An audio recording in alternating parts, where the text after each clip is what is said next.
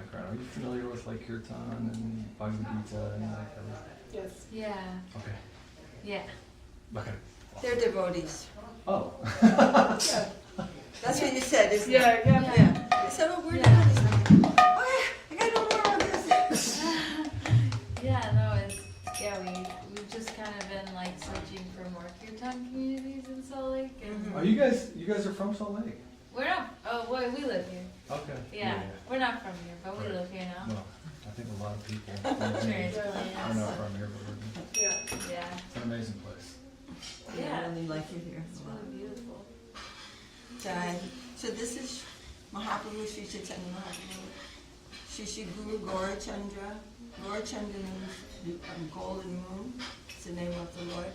And Giriraj. And this is, of course, Tulsi Devi. I think you must know a little bit about Tulsi. The devotee, yeah. So this is Tulsi. We have a little Tulsi jungle here. And, all right. Beautiful. Okay, so beginning of page 9. I think it's page 9, or is it? I think there's 2 page 9s in this book. I think it's one of the mysteries. Oh yeah, there are 2 page names. Nice. The first page 9. Okay.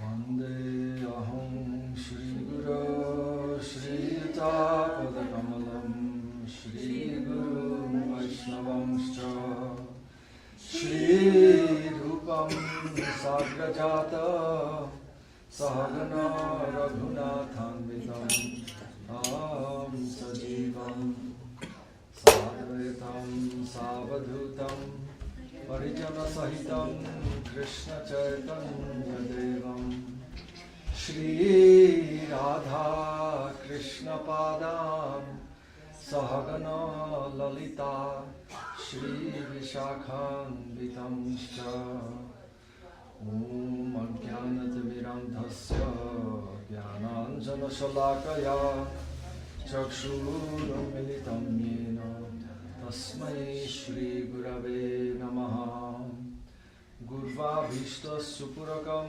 Guruganaye Rashisha Sambhushitam Chintya Chintya Samasta Veda Nipunam Shri Rupa Manthanugam Govinda Vidam Ujvalam Bharatanum Bhakyanvitam Sundaram Vande Vishwa Gurum Chadivya Bhagavat Premyo Nibija Pradam Devam Divyatanum Suchanda Vadanam Balarkachelam Shitam Sandrananda Puram Sadekavaranam Vairagya Vidyam Buddhim Shri Siddhanta Jidhim Subhakti Lasitam Saraswatanam Varam Vandetam Shubhadam Vadeka Sharadam Nyasishwaram Sridharam Shri Siddhanta Saraswati Vidito Gauriya Gurvanmane Dhato Bhanuriva Prabhata Gagane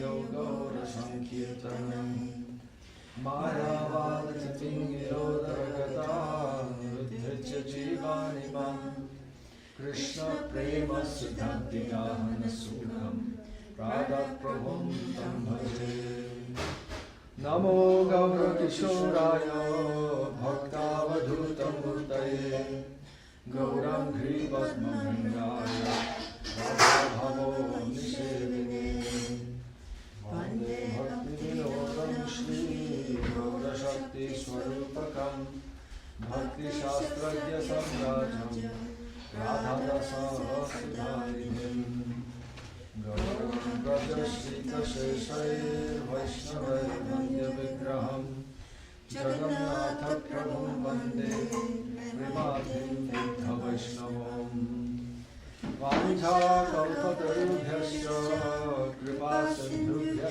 Vacha Patitanam Pavanebhyo Vaishnavebhyo Namo Namaha Atmanatva Mantraguru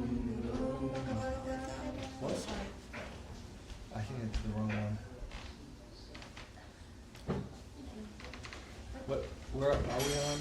Jaya Panchatattva right. Krishnam Bhakta Rupa Swarupakam Bhaktavataram Bhaktakyam Namami Bhakta Shaktikam Namo Mahavadanyaya Krishna Prema Pradayate Krishnaya Krishna Chaitanya Namne Gauratishe Namah Jaya Tam Srita Pango Mama Manda Madhurati Mat Sarvasya Padam Bhoja Radha Madanohana Divya Vrindaranya Kalpadrunana Srimad Ratnara Simhasasrau Shri Gandharva Shri Govinda Deva Presthavi Sevyamano Swarami Shriman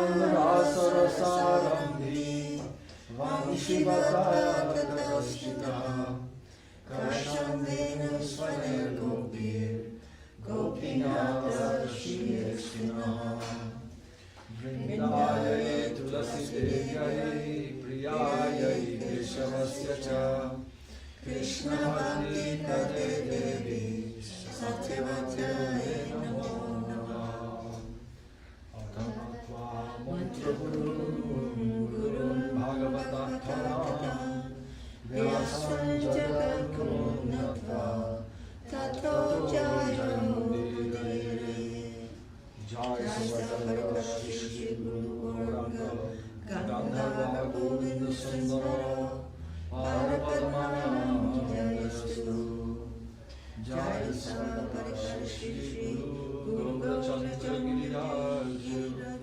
Parapadmanam Jayastu Sakal Vaishnava Pade Mora Namaskar Ide Kichu Aparada Namukamyamar Horachenoyim Prabhu Jato Bhaktajan Vandana Kodiyami Shabaracharam Nama Om Vishnupadaya Krishna Preshaya Bhutale Swami Shri Bhakti Vedanta Prabhupadaya Te Namaha Budvagyam Shirasi Dvidva Shaktya-vesha Swarupine Hare Krishna Manaveda Paschatya-Prachatapine Swatara Prabhupada Divya-Karunya-Murtaye Shri Bhagavatam-Madhurya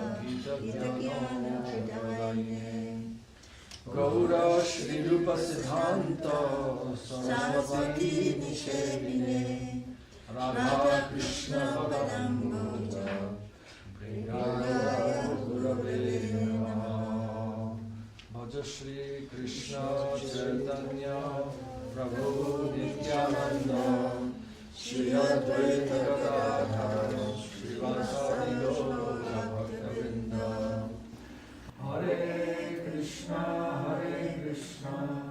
Krishna Krishna, Hare Hare, Hare Rama, Rama Rama, Hare Hare.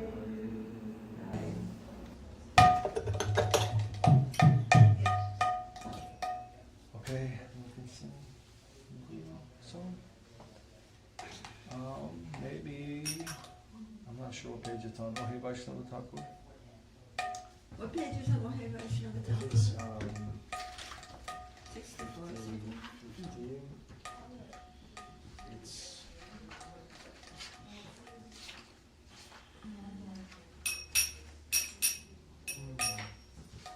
Okay, Vaishnava Thakur.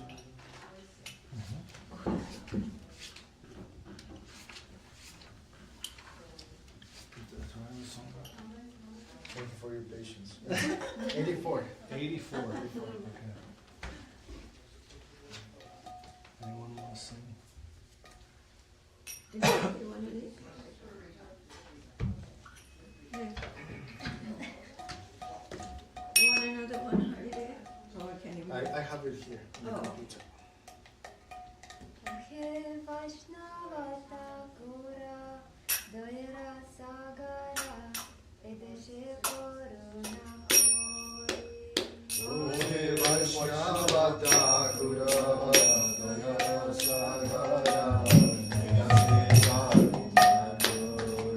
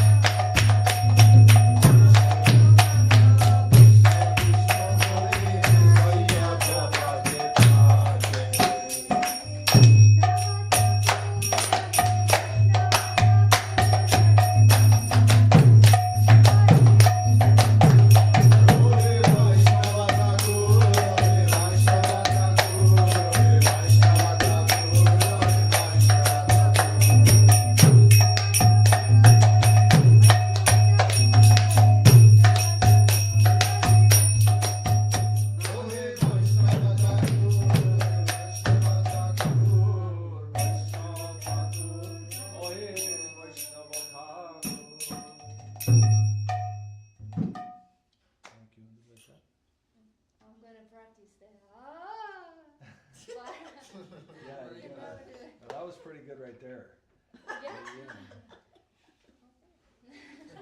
All right, let's read the translation real quick, just so I'm mindful. O my Lord, O Vaishnava, ocean of grace, kindly be gracious to this servitor. Bestow the shade of your holy feet, purify me. I clasp your holy feet, holy lotus feet. I have a book of subjugate the 6 urges, rectify the 6 defects, bestow the 6 good qualities upon this servitor. Please grant me the 6 kinds of saintly association. I sit at your feet, aspiring for that association. On my own, I have no strength to chant the holy name in congregation. Kindly be pleased to bestow a drop of faith in my heart, giving me the treasure of Lord Krishna's name.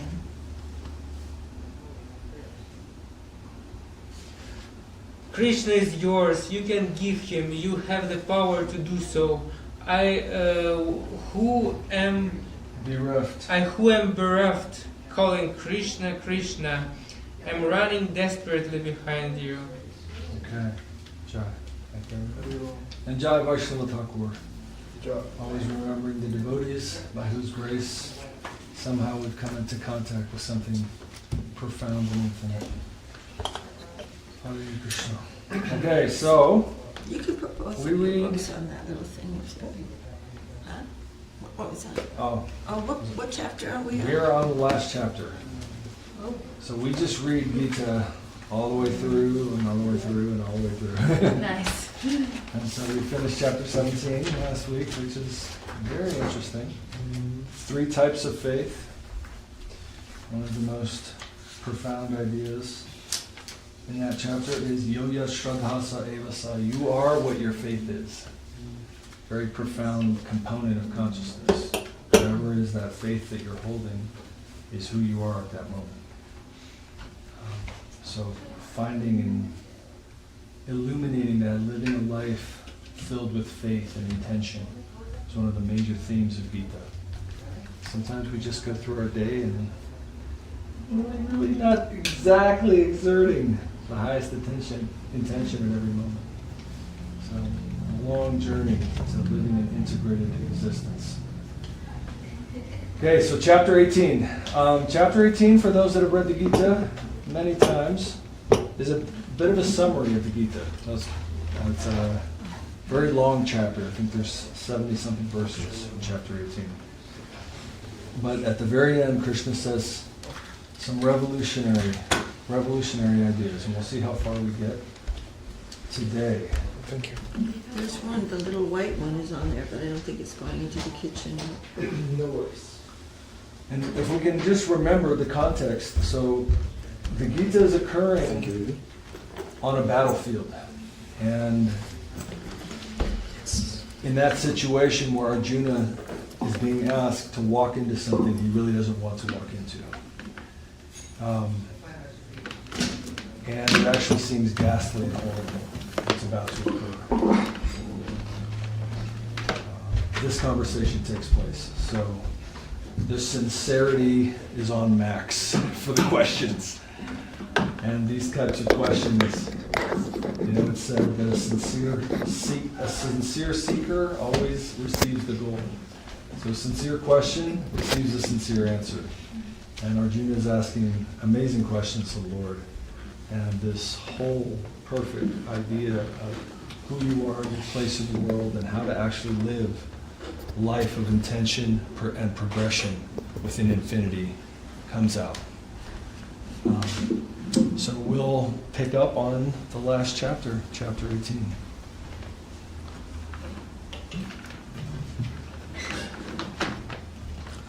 And we will read the Sanskrit on each page together, and then we'll kind of go around the room and take turns reading the English so that everyone's involved.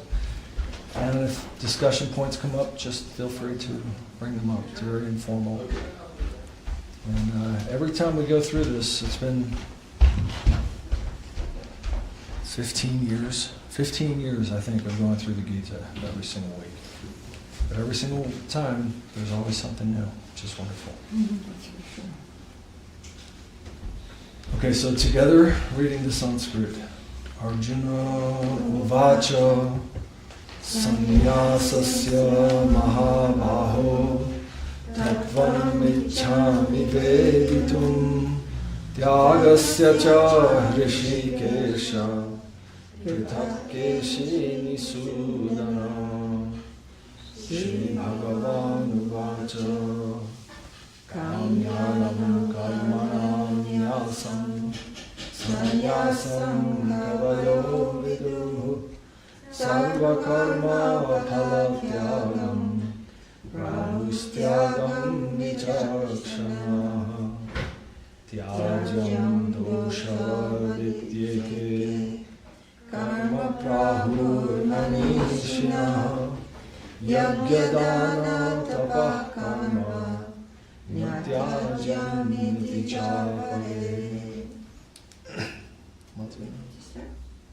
Arjuna said, O Almighty Lord, slayer of the demon Keshi, I wish to understand the subject of renunciation, sannyas, and detachment, tyag, separately. The Supreme Lord said, learned, enlightened persons know the giving up of fruitive action as renunciation, and the giving up of the fruits of all action as detachment.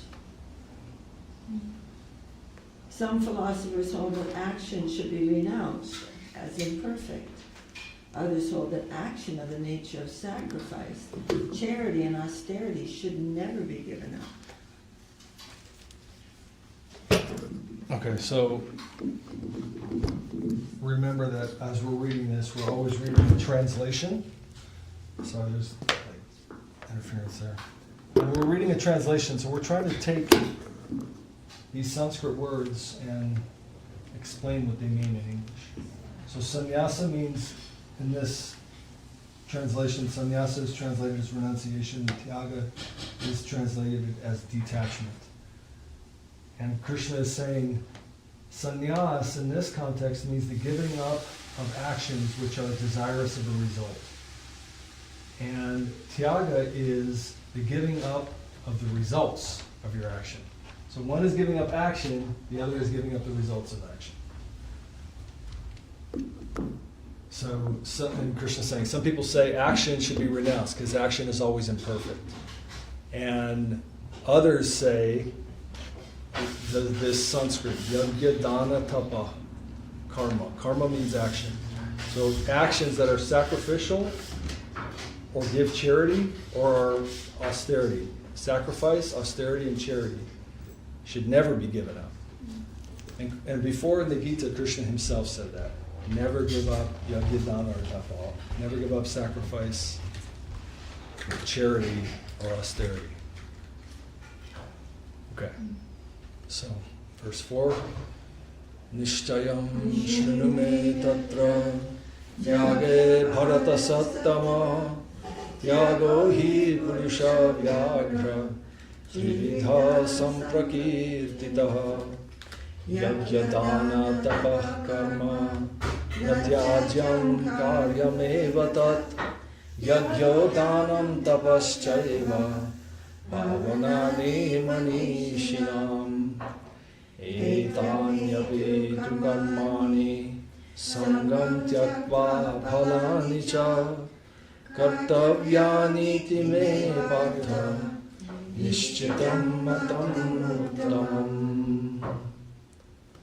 Alright, verse 4. O best of the Bhartas, hear my perfect conclusion concerning detachment, the quality of renunciation.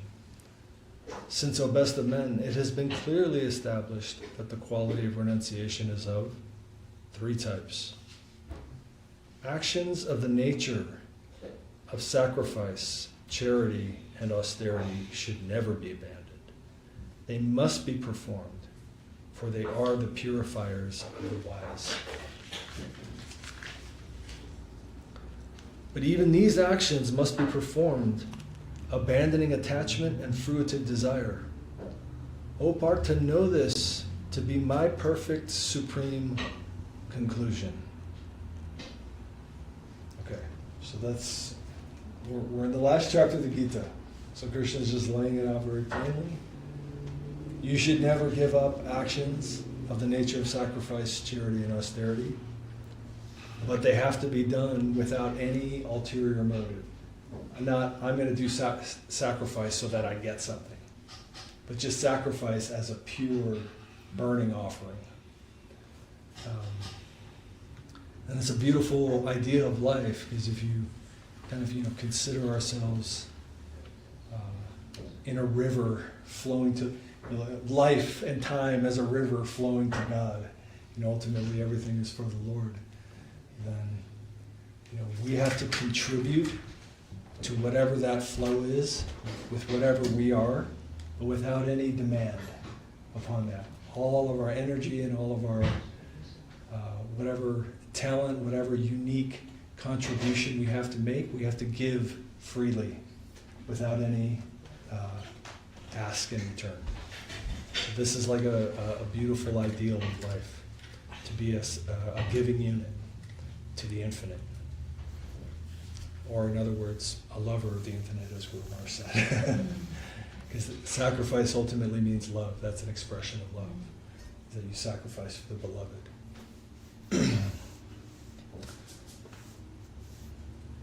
Okay, verse 7.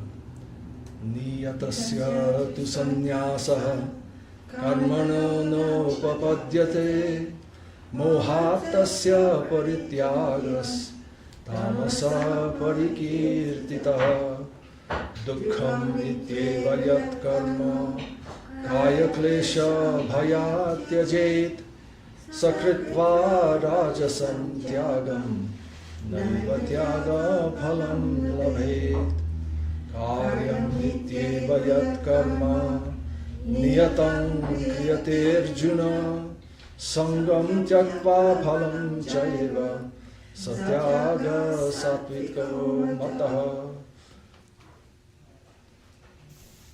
Okay, Julie, do you want to read 7, 8, and 9? Renunciation of one's obligatory duties is wrong. The delusion of giving up these duties is called false renunciation, or renunciation of the nature of ignorance. One who abandons his obligatory duties out of fear of physical discomfort, considering them troublesome, performs renunciation of the nature of passion. Thus he does not attain the fruit of true detachment. O Arjuna, performance of obligatory works as a matter of duty while abandoning attachment and fruit of desire is renunciation of the nature of goodness. This is my opinion. Okay. So there's 3 levels of renunciation. One is the lowest, which is tamas, or the nature of ignorance, darkness, delusion, is to have some things that you know you need to do, right? These are your obligations, and you just give them up. If you're like, you know what, I'm going to renounce, so I'm not going to do what I'm supposed to do. That's ignorance. And when you have something that's difficult, or you have something that's troublesome, or you have something that you don't want to face. I remember 1 year in high school I did this. I was just like, you know what?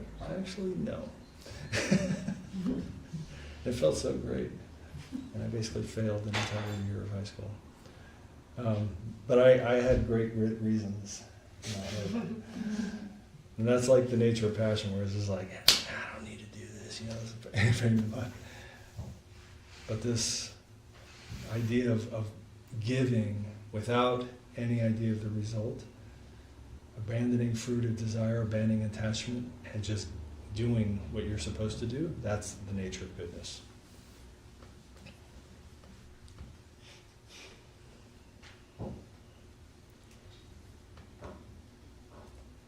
Okay. This is because in the time of the Gita, the duties of the varnashram system, the varnas and the ashrams, according to one's nature, those were set out very carefully, where we don't have that now. But going deeper, it's that whatever it is that comes to us that we will do that as an offering to the Lord, and let the infinite mold it in his own way, and he will give you the result. Not being attached to, this is what I want to happen because of this, but perhaps we have some goal in mind, but always remembering that the Supreme Will is the sweetest result, and he knows what should be, and being on the lookout for that. Yeah. That's it. Yeah, it's a funny thing that we find ourselves, a funny world that we find ourselves in, because we don't have any clear expectations in life, and it's one of the things I think that stresses out people a lot. So, I mean, I definitely felt that way, years ago, where you're just like, what am I supposed to do? Like if someone would just tell me what I'm supposed to do, I would do it. But I have no idea what I'm supposed to do. Right? It's an interesting time, right? Because you want to live according to this, but you don't have any clear duties. You're just like, oh, my God. But there's actually an interesting thing, at least that I found, is that if you truly look at yourself, there's definitely 1 or 2 things that you know you should be doing that you're not doing. And to embark on the path of doing those things is very progressive. And I think destiny unfolds in that kind of way. There's some things that you should be doing. There's something burning in the back, and you're just like, no. And it can be something really mundane, like, clean out your desk or something like that. But you have to, you got to do those things. And sometimes the only way to really view those things is kind of like as a sacrifice, because some part of your ego or your pattern is going like, no, no, no, no, no, no, no, no, no.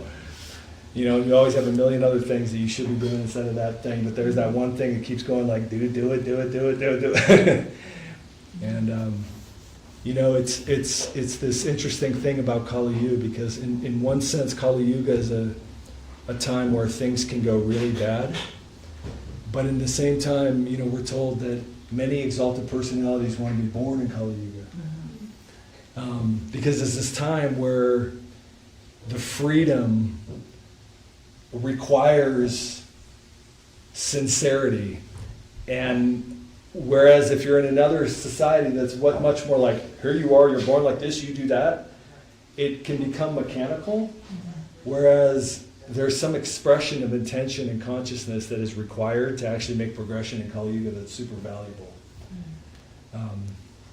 So there's I think it's an interesting thing about the time that we're in, where we're not in that Vedic society, but at the same time the opportunity to actually perform sacrifice is almost enhanced. It's direct, much more direct, because we have, it's you can become very entangled in that whole system of life, and it's in the Gita actually. Krishna's put that whole thing in motion from the Vedic scriptures, and then Krishna's saying, why don't you forget all that? Because I'm right here. The goal of all of that is to find me, and for me to find you. So I'm right here. Just surrender to me. Whatever you're doing, whatever you're eating, whatever you're giving in charity, whatever austerity you perform, you do that as an offering to me, and I will purify it. In your consciousness, you will begin to see how I see, because I will show you. Just surrender to me in all your endeavors. You don't have to feel lost. He says, Ma Suja, don't worry, I've got you.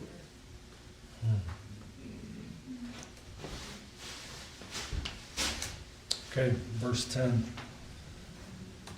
Nadveshtya kushalam karma kushalena nusajjate tyagi sattva samavishto medhavi chinna samshaya nahi deha vrita shakyam tyaktum karmanya sheshataha yastu karma phala tyagi satyagitya Anishtam ishtam mishram cha trividham karmana phalam bhavatyattyaginam pretya natu sanyasinam krachit.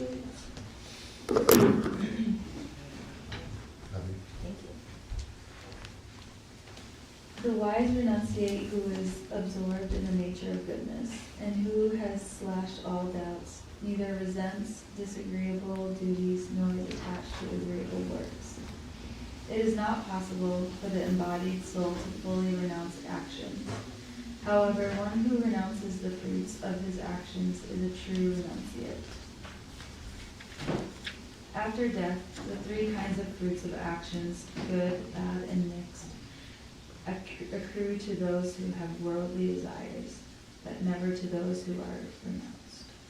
Okay, so this is a recap of the principle of Karma Yoga. So Karma Yoga is chapter 3. It's very beginning, the first yoga that Krishna goes over. Almost every chapter is named something yoga. So it's really, sometimes the Gita is called the yoga scripture. But the first yoga he goes over is Karma Yoga. And in the chapter of Karma Yoga, Krishna says something that's very profound. That karma is generated by intention.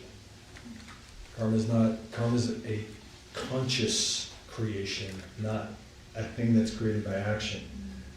And here he again goes over that. The fruits are accrued by those who have desires, and not those who are desireless.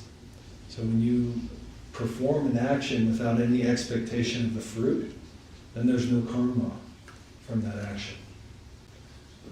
And Krishna again goes over that here.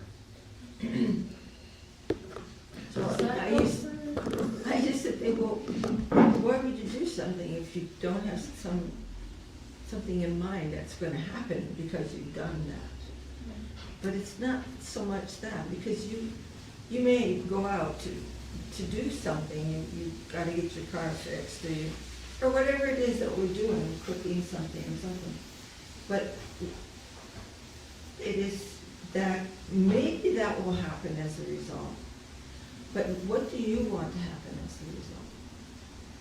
It is, yoga means to connect the heart of the living being with the heart of the Lord. And that is not an ordinary heart. And then he by that offering, what will come is, it will always make us see something more and more wonderful than what we are depending on for our vision now, which is our eyes, our ears, our nose, and our mind, which is actually just a bunch of impressions. So we need to come to the soul level. And how does the soul see? The soul, drishta, means to see what is the divine, beautiful, incredible current of the flow of divine love, and coming in harmony with that. And that's done through surrender. Through surrendering, what do you want the results of my actions to be? And looking for that. So that's a very deep yoga. It's the supreme yoga. Ananya, what were you going to say?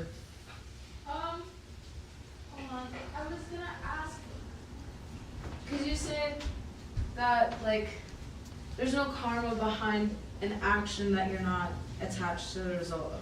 Well, you're offering it. Yes, yes. So does that go with, like, any kind of action? Like you, like, good and or bad? Questionable or not? Like, you sit there, you commit an action. It's very difficult, again, for us to grasp this. But we have to understand something, and this is actually the truth. I mean, in modern physics is somewhat reaching this conclusion. Definitely the quantum physicists have reached this conclusion. There is only consciousness. That's all that there is. So, there are manifestations of layers of consciousness, but essentially matter is existing within consciousness, not the other way around. Like, consciousness is not a derivative of matter. It's not a matter of like the right chemicals coming together and then consciousness poofs out of it.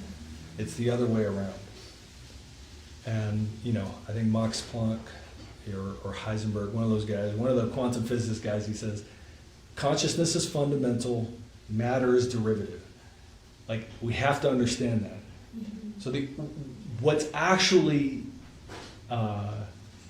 causative, which actually is performative within reality, is the conscious intention.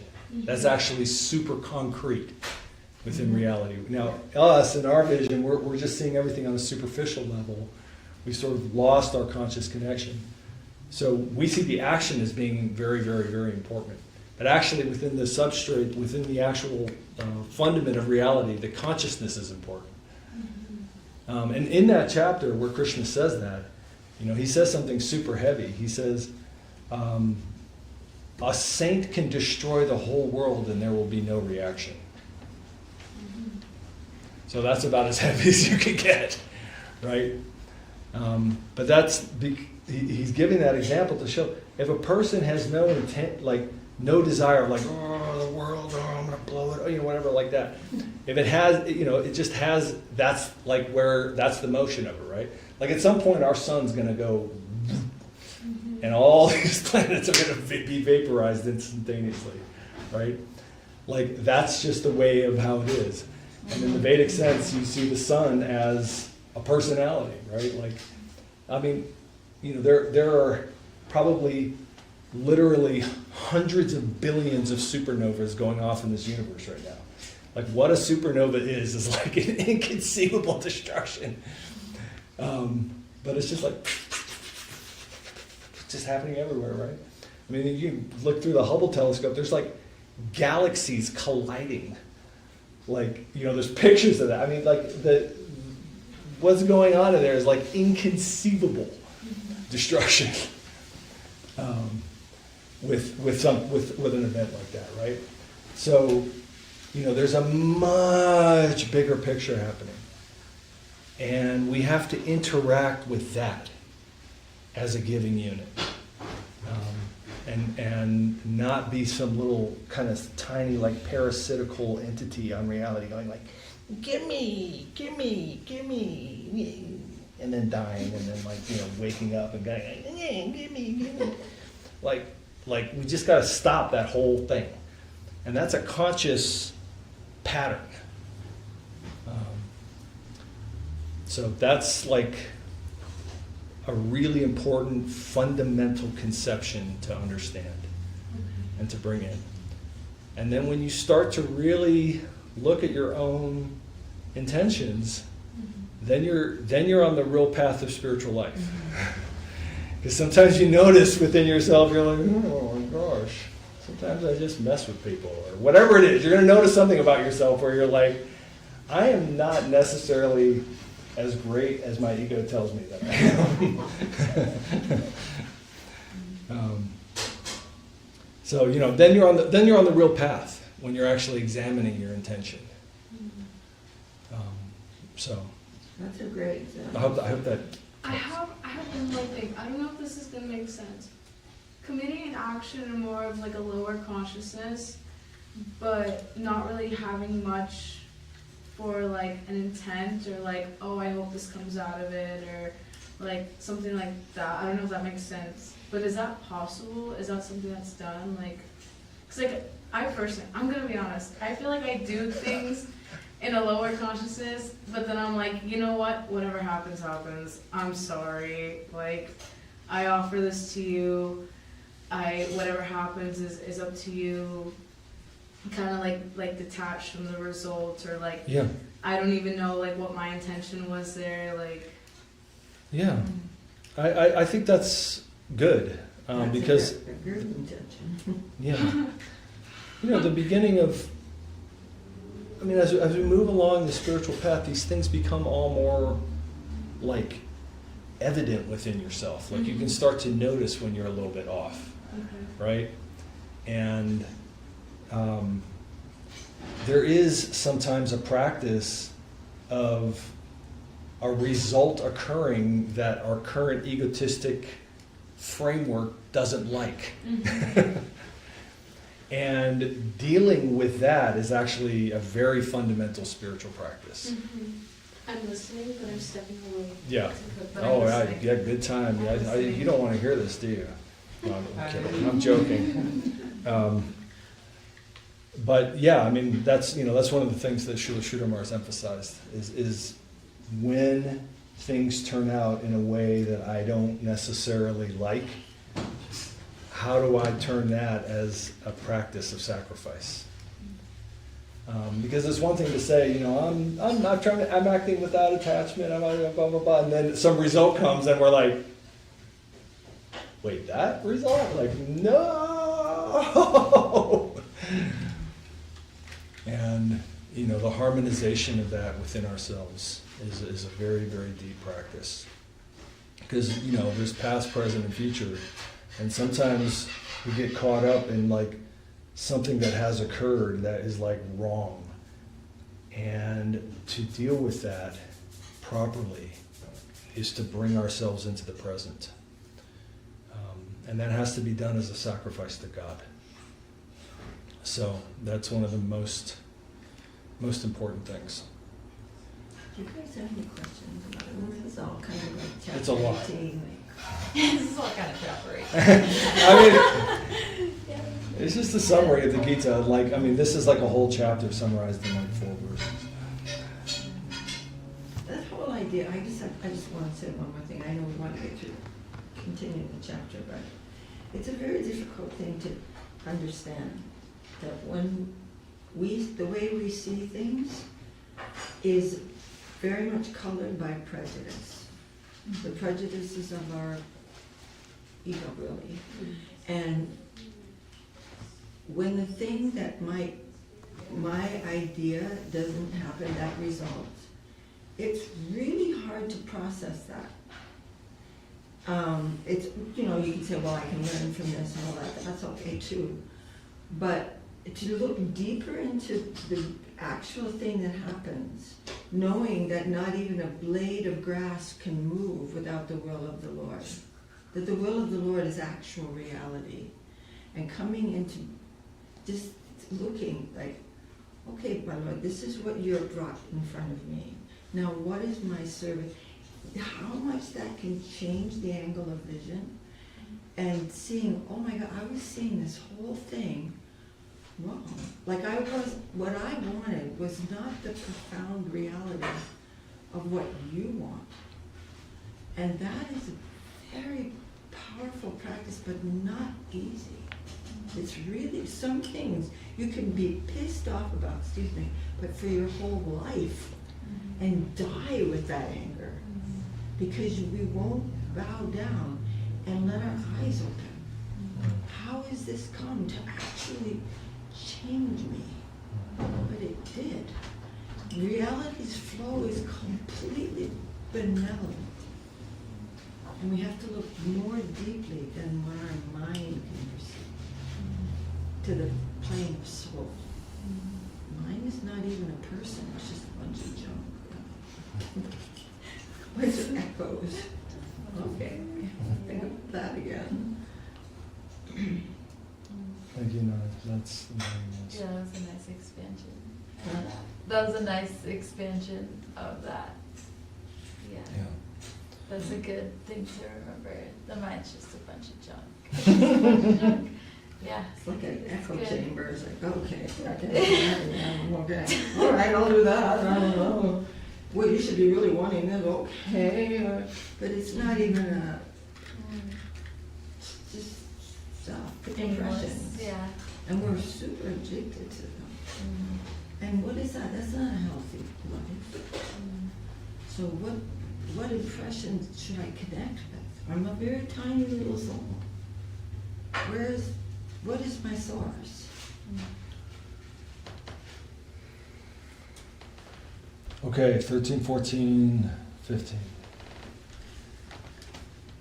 Panchayitani mahabahu karanani nibodhane sanke kritante prutani siddhaye sarvakaranam adhishtanam tatha karta karanam cha prithagvedam vividhascha prithak chesta Daivam Jaya Panchamam Sharira Vanmano Bhiryat Karmavara Bhate Naraha Nyayam Va Viparitam Va Anuchayate Tasya Hitavaha.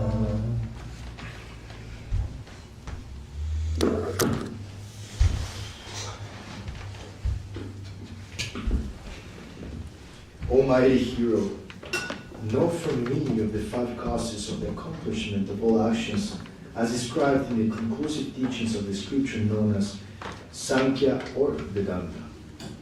All actions are accomplished by these 5 causes: the body, the performer, ego, a knot of spirit and matter, the instrument, the senses, the various endeavors, and the divine, the super soul. Whether lawful or unlawful, whatever action a man performs with his body, mind, or speech is caused by these 5 elements.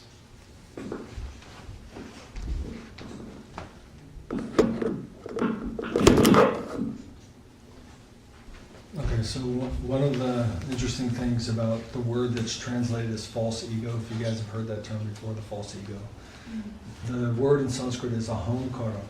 Aham means I, kara means do. So there's this idea that I'm the doer, I'm the full cause of whatever's occurring. And this verse is saying, no, that's actually not exactly what's happening. There's a number of layers, a number of variables that need to come into alignment in order for anything to actually occur. So there's the body, which we're populating, our actual self is populated. There's the performer, the identity that we have, which is a mixture of our mind, our intelligence, and our ego that's populating this body. There's the instrument, the senses. So it means we're interacting with a particular sliver of reality because that's the only sliver that we have a body that can operate within. And this is a really important concept that, like our eyes see 1% of the light spectrum. Okay, so like what we actually see as reality is like not even anywhere close to reality. Just even if you look at light. And our ears hear, very small bandwidth of the sound frequencies. There's ultrasonic and subsonic sounds, but we have absolutely no access to them on a normal basis. Same thing with touch. What we feel, see, and touch is all based on this particular body. To some things that we touch, they're translucent to others, right? It's just a particular sense. Our nose is also smelling very little of what there is to be smelled. Our taste is also tasting very little of what there is to be tasted, right? Like compared to a dog, our nose smells nothing. Compared to a snake, our tongue tastes nothing, right? So there's this whole world that's actually existing, and we exist within a sliver of it. And that sliver that we're operating within, that's also necessary to have the action that we're having in the plane that we're operating in.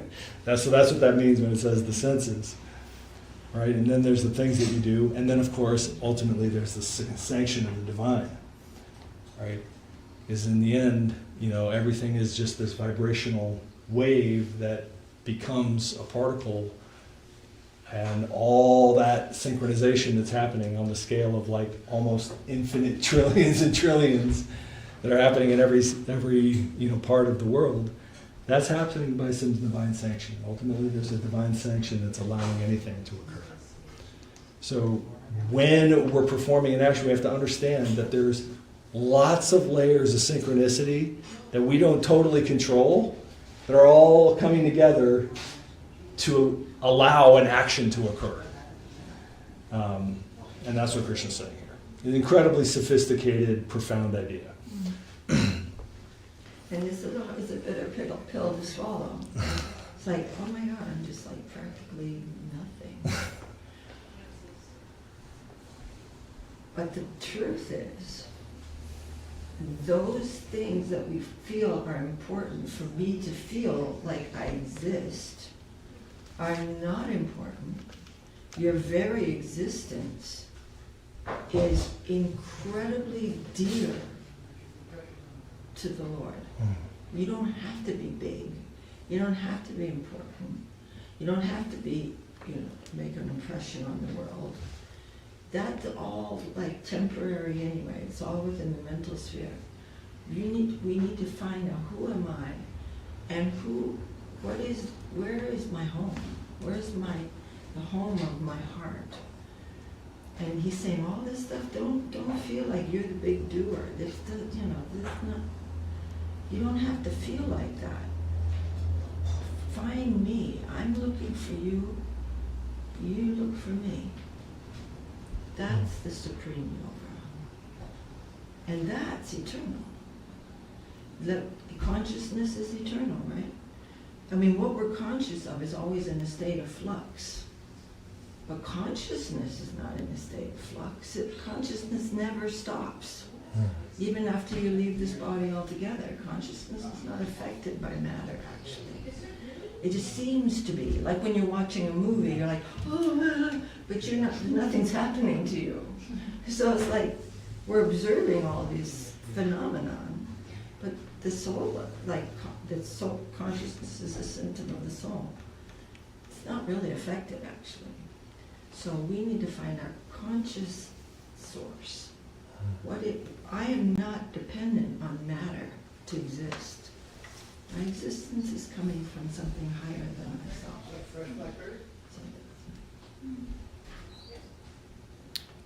Okay, did you read 15, Prabhu?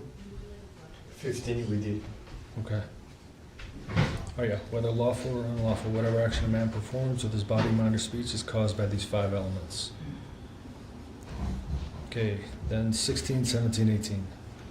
Tatraivam sati kartaram atmanam kevalam duya pashyatya krita bhuditpan nasapashyati durmatihi yasya naham krito bhavo buddhiryasya nalipyate hatvapi sa imam lokan nahanti nanibadhyate Jnanam Jayam Parijata Trividha Karma Chodana Karanam Karma Karteti Trividha Karma Samgraha.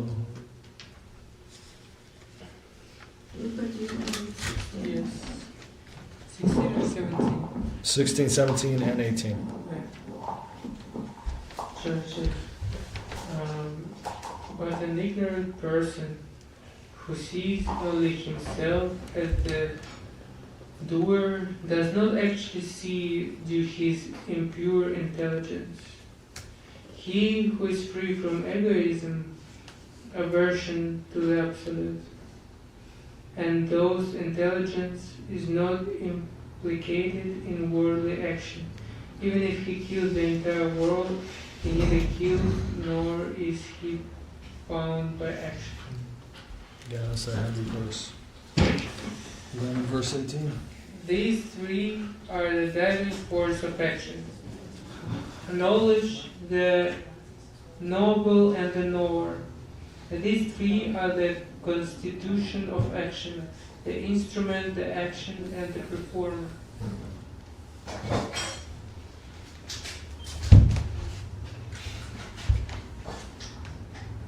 So in human life, it's really the soul, the consciousness and free will are the same thing. So when the soul is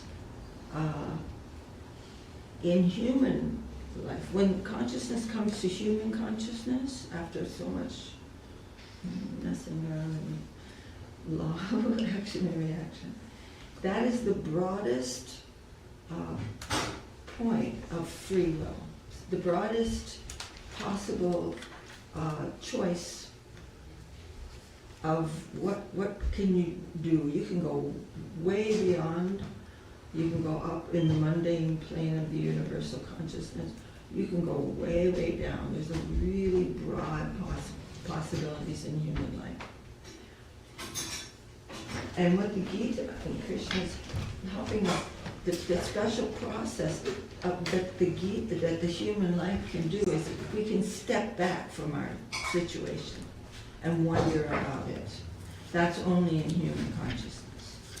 The dog doesn't go, well, who am I actually? What is the purpose of life? That's not possible within that sphere of, that level of development. So Krishna is saying, step back from this.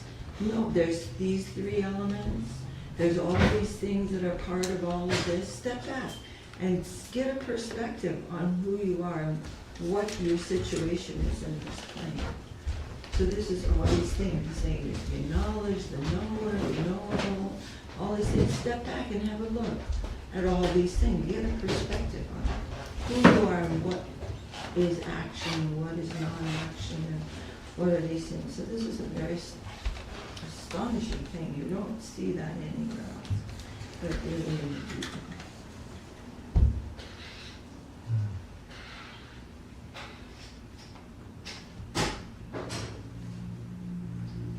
Okay. 19, 20, 21. You can read 22 also since it goes together. Jnanam karma cha karta cha tridhaiva gunavedata Ruchate guna sankhyani yathavachtrinutanyavi sarvabhuteshu enaikam avam avyayam ikshate abhibhaktam vibhakteshu tadachanam vidhi satvikam pritatvanena diyajnanam Nana bhavam vidham eti sarveshu bhuteshu Jnanam vidhirajasam Yattu kritsnavad ekasmin karye satam mahaitukam Atatvat kavad alpancha tattamasam mudahritam.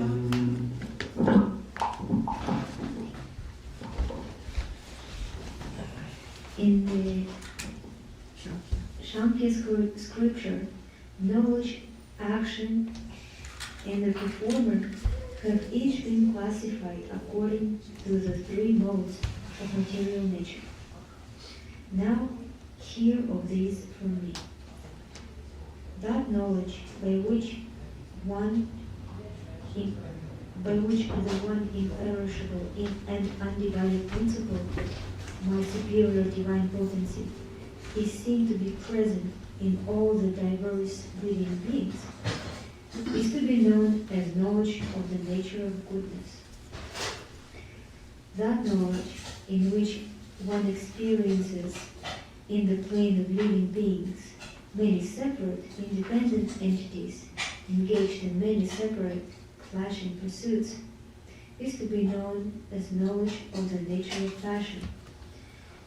And that ideology, which is stubbornly attached to the peripheral only, considering it to be all in all, without spiritual or scriptural conception, without seeking the truth, and based on trivialities alone, is said to be knowledge of the animalistic nature of the universe. I whenever I hear this verse, I think of the tabloids. It's like, wow, I don't know, all this is going on, and whoa, I mean, but there's no real connection, there's nothing, it's just a bunch of stuff, information, that knowledge and motivating, it's no real connection of, philosophy or understanding or anything. Yeah.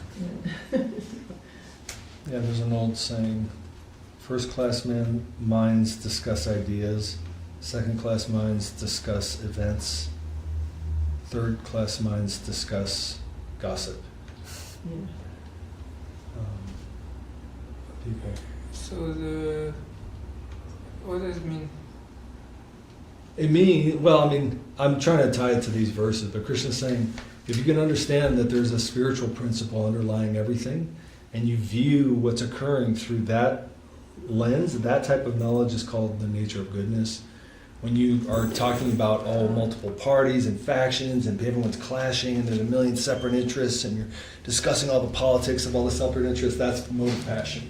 Yeah. And then the viewpoint of everything through this lens of like ridiculous triviality, small time interpersonal dealings, and that's essentially what your knowledge is about. That's ignorance. Yeah, makes sense. Okay, 23, 24, and 25.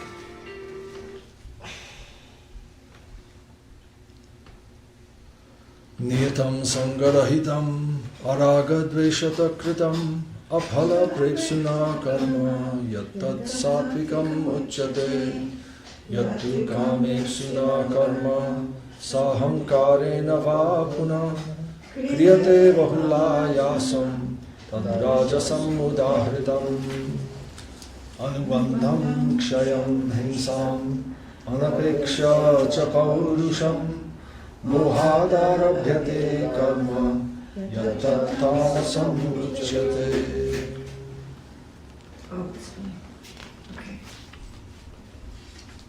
By the way, your pronunciation of Sanskrit is pretty good. Thanks. That obligatory action, which is faithfully executed without attachment by a person who does not seek its rewards, and who is unbiased by likes and dislikes, is said to be action of the nature of goodness. And that action which is performed with great endeavor by an egotistic person desiring its fruits is said to be action in the nature of passion. And that work which is undertaken out of delusion without consideration for its consequences, its loss, its harm to others, and one's capacity of performing it, is called action of the nature of ignorance.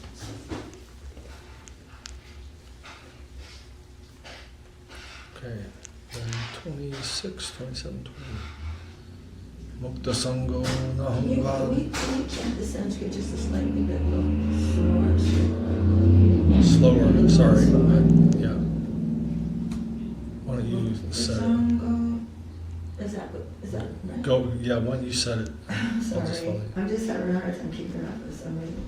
Mukta Sango Nahangadi. Dritya Sahasamita. Siddha Siddhyo Nirvikara. Kata Satvika Uchate. Ragi Karma Palapeksu. Lubdho Hinsatmako Shuchi. Harsha Shokanvita Kata.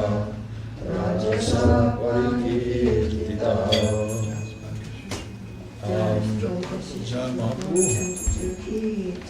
Let's chant 28 as well.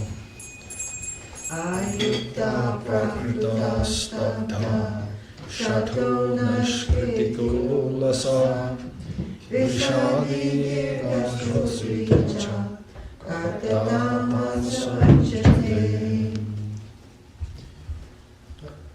The worker who is unattached, without ego, patient, enthusiastic, unaffected in success or failure, is known as a worker of the nature of goodness. That's quite beautiful. Mm-hmm. The worker who is attached, desirous of the fruits of action, covetous, cruel, engaged in abominable practices not sanctioned by the scriptures, and always subject to joy and sorrow, is known as a worker of the nature of passion. The worker who is uncontrolled, vulgar, arrogant, deceitful, offensive, lazy, despondent, and a procrastinator, is known as a worker of the nature of ignorance. Wow, there's a Sanskrit word for procrastinator. Gotta look at that one. Dirgha Sutri. What is it? It's in verse 28. Vishadi, which means despondent. Dirgha Sutri. I'm gonna call my son that tonight.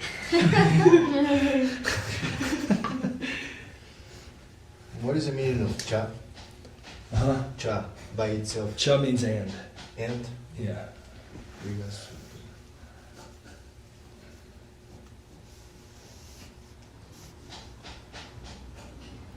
Okay, good stuff.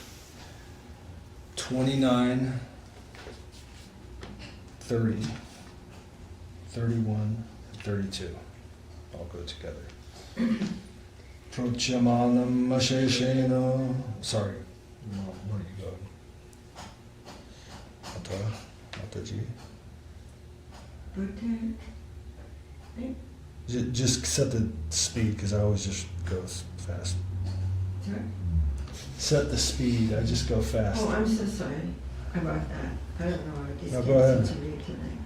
Buddhebedam diteshchaiva gunatastrividham shrinu prochamanam asheshena pratakvena dhananjaya pravrittim cha nivrittim cha karya karye bhaya bhaye bandham moksham chaya veti buddhi sa patha sarigi.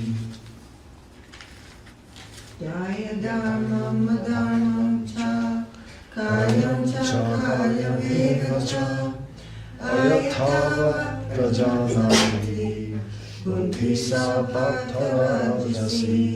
Did you say 32 also? Yep.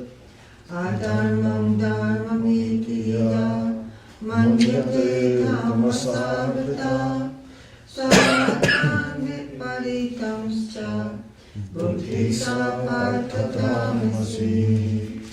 That was pretty intense.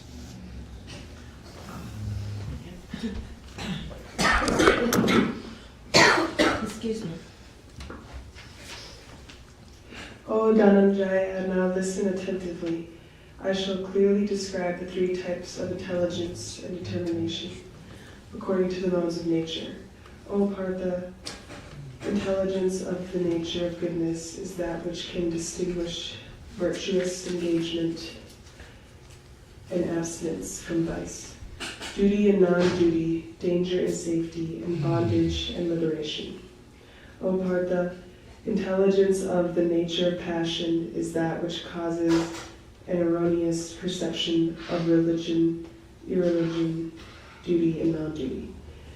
Intelligence of the nature of ignorance is covered by illusion, whereby vice is considered virtue and everything is taken to be the opposite of reality.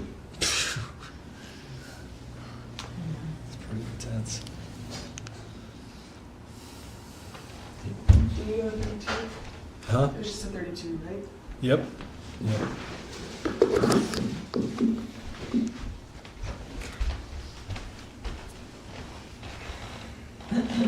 Okay. Oh, so Then 33, 34, and 35.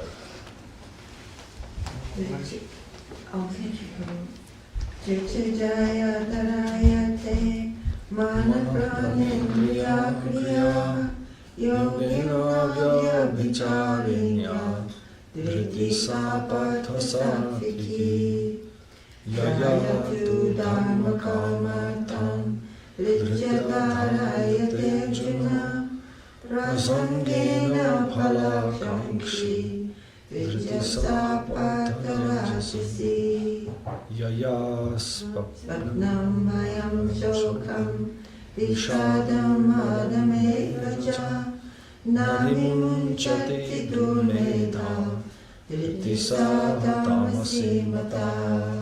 That's it? Or the next Yep, one? that's it.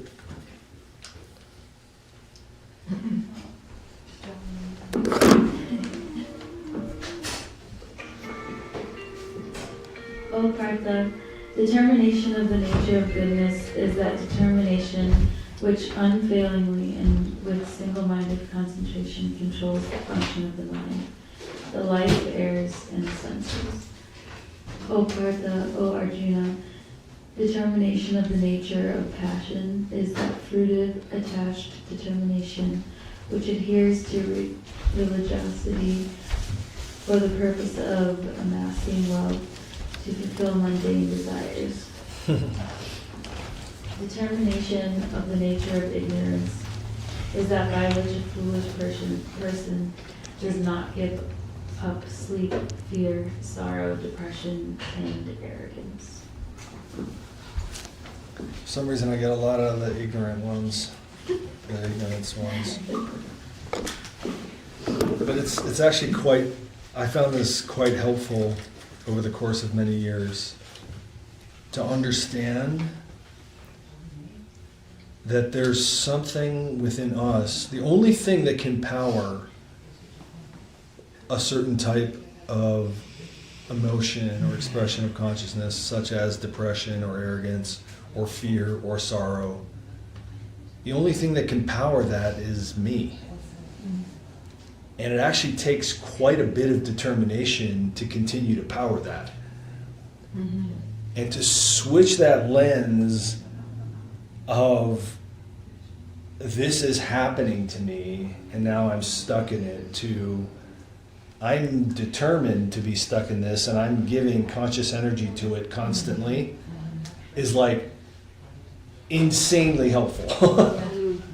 And it's strangely empowering. It sounds like it's not empowering, but there's a particular paradigm that says, hey, it's just your brain chemistry, you're screwed, you have a disease, and here it is, and here's the pill. And then there's another thing that says, no, you're in charge of your brain chemistry, and your conscious will is the fundamental thing, and you cannot continue to give energy to that. And to notice yourself giving energy to it is like such a sea change in the internal world.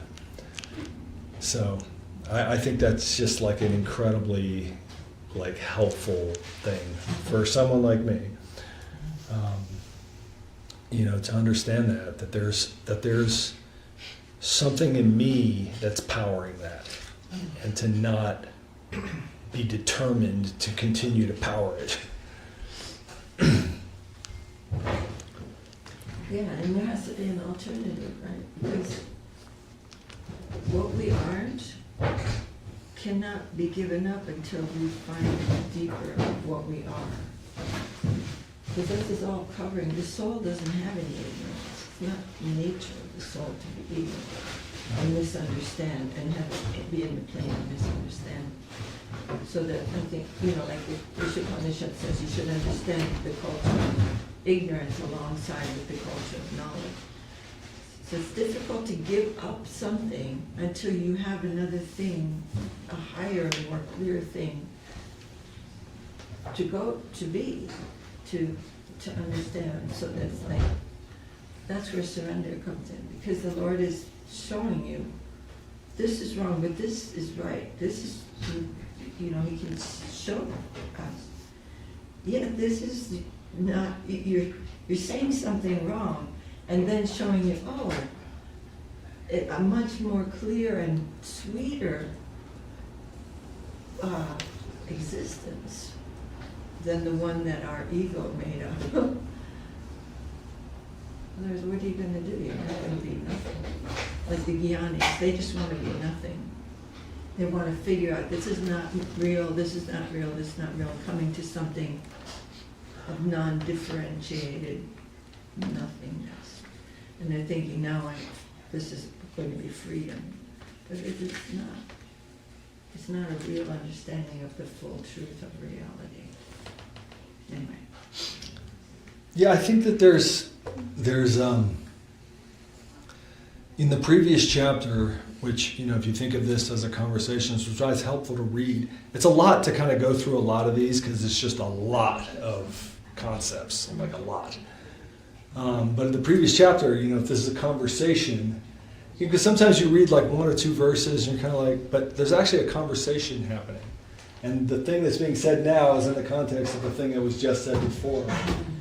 And in the previous chapter, Krishna talks about tapa. So remember, there's three things that shouldn't be given up: yajna, dana, and tapa.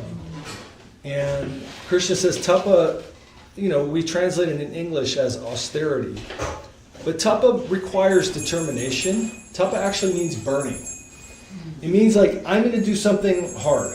And it's going to burn while I do it. And it's going to be good for me. And there's a verse that says, how do you do austerity of your mind? So austerity means this is hard for your mind. And you're performing an austerity, but it's actually sweet. Right? So Krishna says, austerity of the mind, like he was saying, determination and ignorance, powers, fear, sorrow, depression, arrogance, all these things that are like, actually feel terrible, but you're somehow like powering it. But the opposite of that is austerity of the mind, which is, Krishna says, self-satisfaction, benevolence, which means I wish well upon others, stability, mental control, and pure-heartedness are known as mental austerity. You know what I mean? So there is an opposite to that. But it's like, you get caught up in whatever particular mental thing, and then it spirals into some type of depression. But the funny thing about depression is that it's very self-centered in the end. It's completely self-centered. And just to like pause that and go, you know what?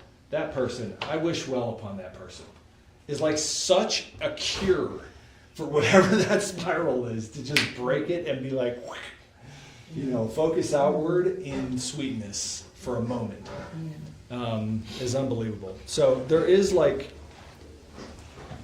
you know what I mean, the one thing and the other thing.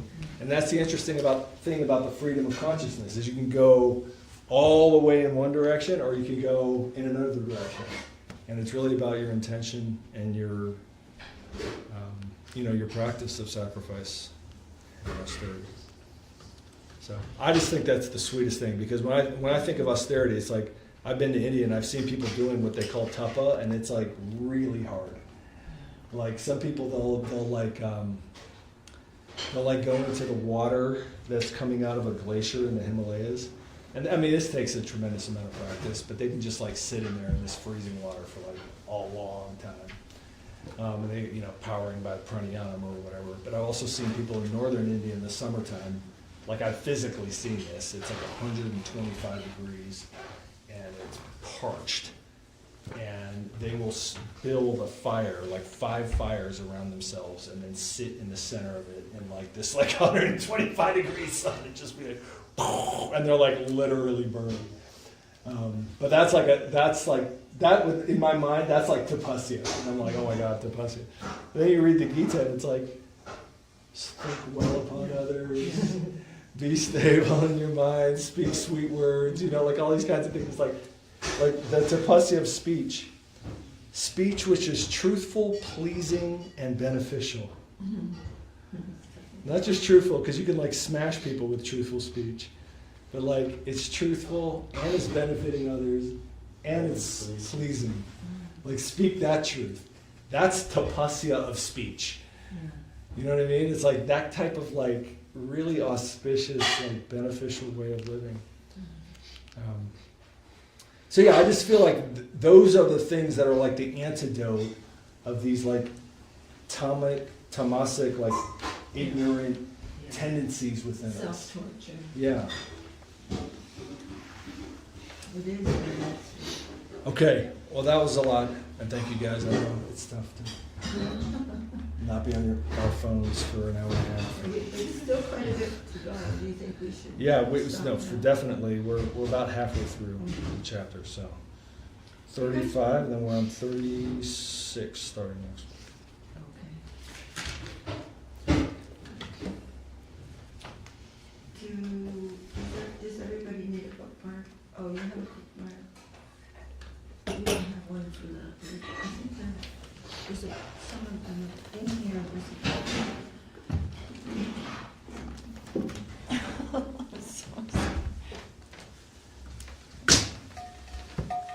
Do you guys want to make any comment or anything? This was just like. Nindu, any comments? Rupa? Yeah, sure. All right, what's the comment?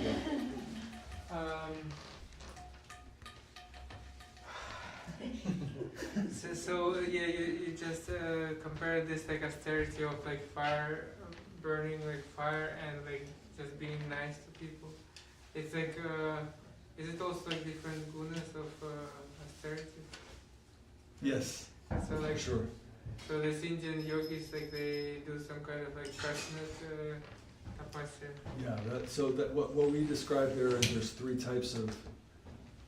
Krishna says tapasya in goodness in 3 types: in your body, in your speech, and in your mind. So that's what we're reading, but that's all in goodness. And tapasya of passionate nature is very, very difficult, sometimes harmful things to yourself that you do in order to like attain something.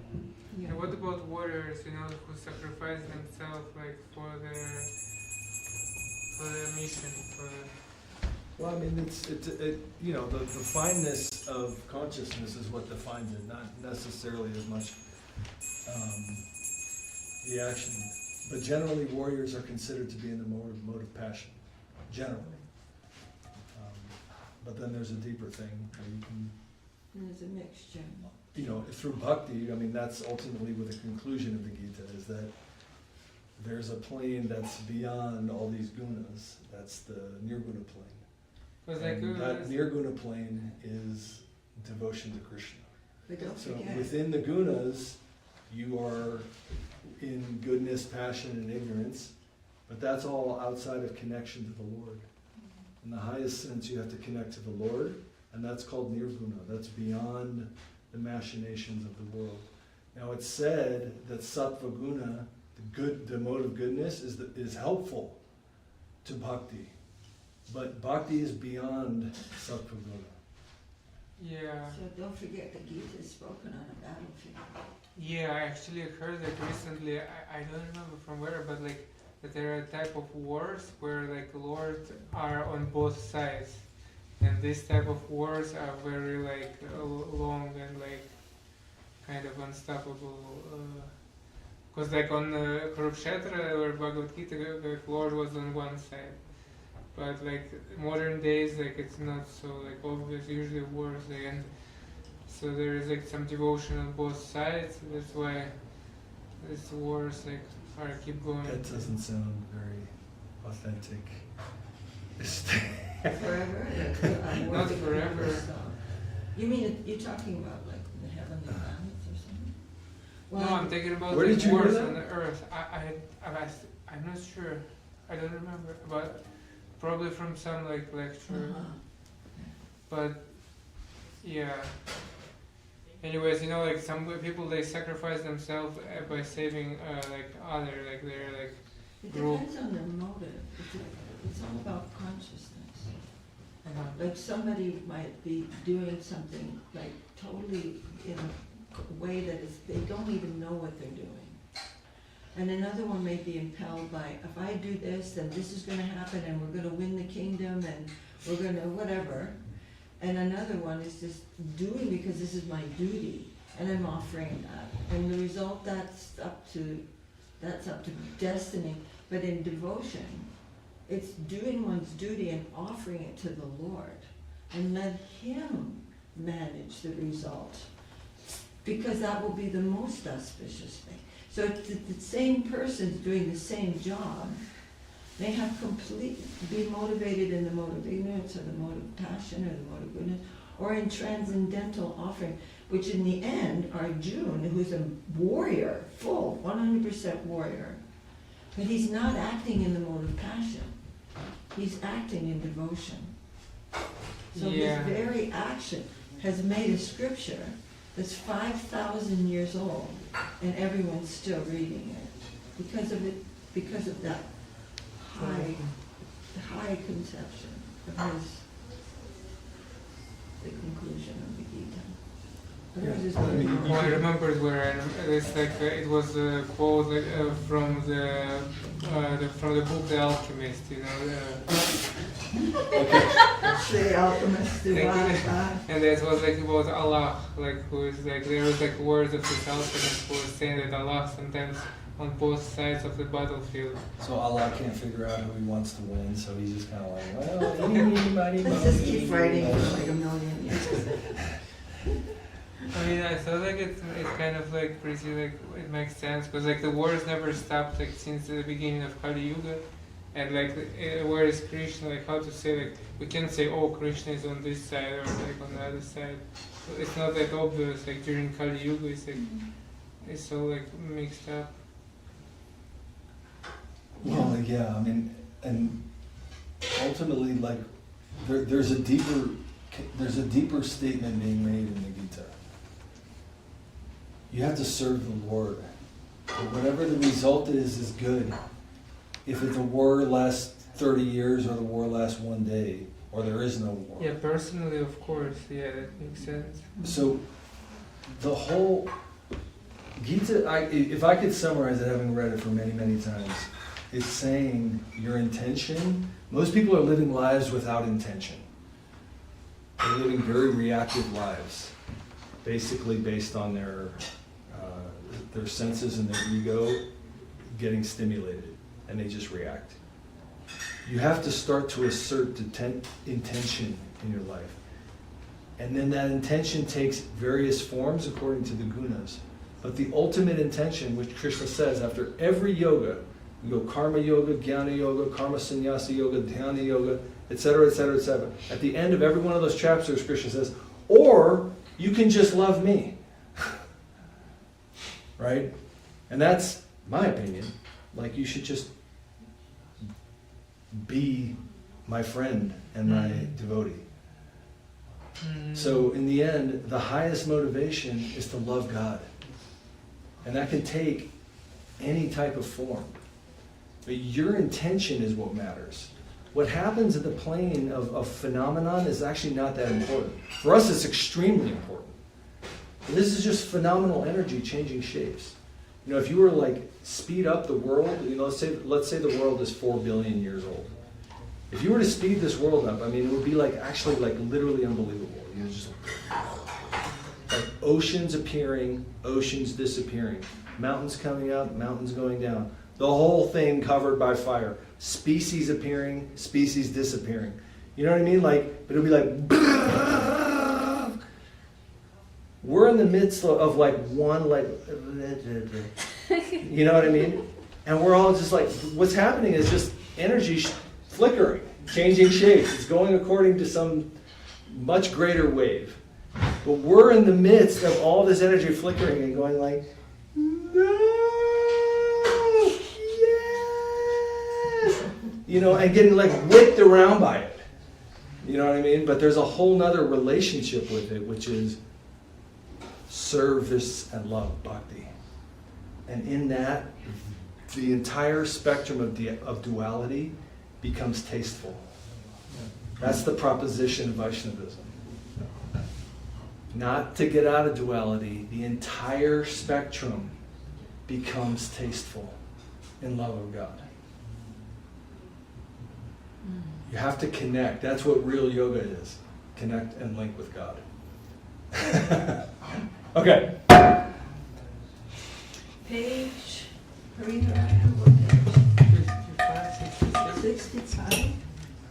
66. 66. Hari Haraye Namo Krishna. Yadavaya Namo. Hari Haraye Namo Krishna Yadavaya Namo. Yadavaya Madhavaya Keshavaya Namo. Yadavaya Madhavaya Keshavaya Namo. Gopala Govinda Rama Srimad Usuda. Gopala Govinda Rama Srimad Usuda. Giridhari Gopinatha Madana Moha. Giridhari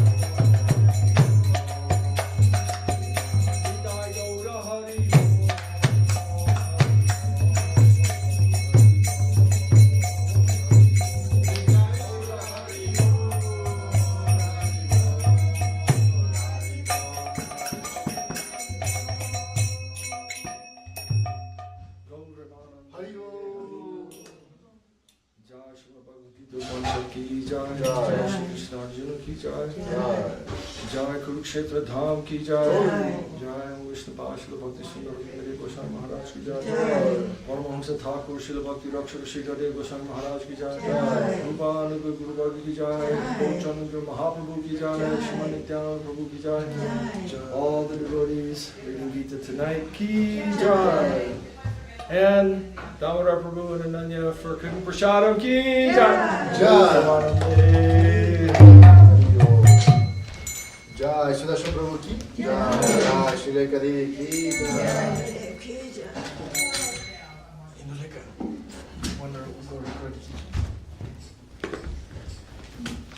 Let's see what's going on in the kitchen. Do you get sound from this phone? What was that? Do you get sound from this phone? No. Yeah, give me a moment. Yeah, you get it. Okay. Okay, what's for prasadam today? Chili. Ananya's doing we prepared everything. I was the helper. Oh. Hello, Donna made this. devotees. We made it. I made it chili. Devotees. What's that mean? Chili pepper? No. She made it. She grew with chili pepper. Here. It's one giant It's a soup. chili pepper. Time. I'm so sorry. Dandavat devotees. You made Dandavat sincere watchers and listeners. parties. Dandavat. I did Jaya that and this week. Duleka for coming around. Oh, Almond coffee cake, blackberry. what is this? It's just a plain old coffee cake with a blackberry Just a plain old coffee cake. You say we're gonna have blackberry sauce on top. blackberry topping. No cream. Outrageous. Outrageous. Your camera worker today. Is it actually Did you live like it? still? It is live, yeah. Did you like it? Bye. Bye. Bye. Bye. What about the chili? Prasadam and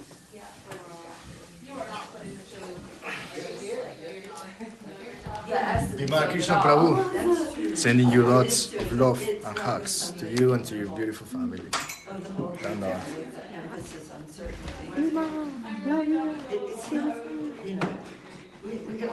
can end in a white shot.